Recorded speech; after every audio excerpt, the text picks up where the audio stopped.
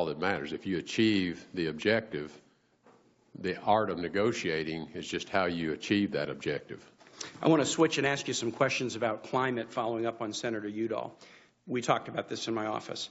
There's been a great deal of coverage about ExxonMobil's history with the issue of climate change.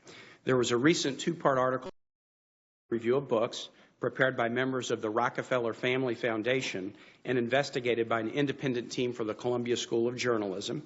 In 2015, there was a three-part series in the Los Angeles Times, and in the same year, Inside Climate News did an 8-month investigation and produced a 9-part series that was a finalist for a Pulitzer Prize, all on the question of ExxonMobil's knowledge of basic climate science. These articles conclude the following, and then I'm going to ask you some questions.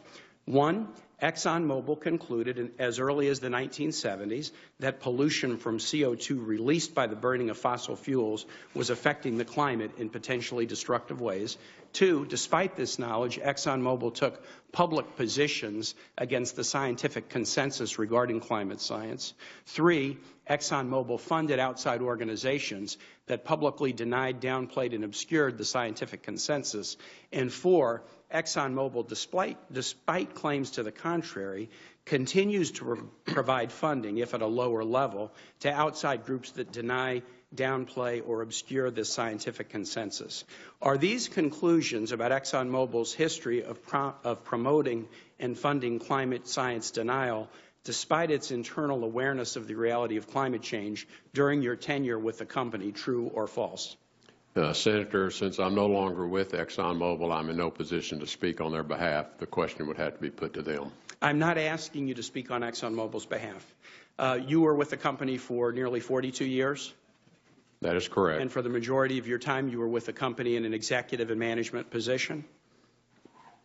Approximately half the time. And you became CEO in 2006? Correct.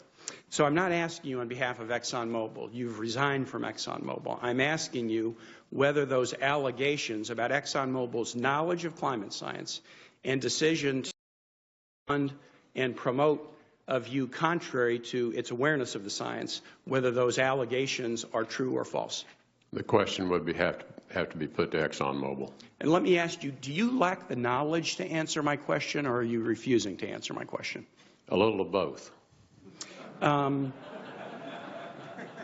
I have a hard time believing you lack the knowledge to answer my question, but that's an editorial comment, just like your comment was an editorial comment. With respect, refusing to answer my question, we talked in my office. You have severed your financial ties with ExxonMobil, correct? That is correct. Are you subject to any confidentiality agreement that continues to be enforced that would limit your ability to talk about the matter I'm asking you about or any other matters concerning ExxonMobil? Let me clarify my first answer. All the ties will be severed if I am confirmed. Right. Absolutely. I got that. I spoke too quickly. Yeah, I understood that. To my knowledge, I have no such confidentiality agreement in place, but I'd have to consult counsel. I'll file that question for the record, and I would be curious as to whether there's any existing confidentiality agreement and when the agreement was entered into. Mr. Chair, I want to enter a couple of documents in the record. First,